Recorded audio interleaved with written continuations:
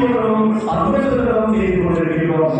எங்கள் ஊரில் தருமபுரி சேலம் பகுதியில் இது போன்ற தனி ஏழை மக்களுக்கான நிலத்தில்லாத தோழர்களுக்காக நாங்கள் ஒரு 20 தோழர்கள் சேர்ந்து கடன் தோழர்களை எடுத்து சில ஒரு 244 வீட்டுக்கு கடன் ஆதரவு எடுத்தோம்.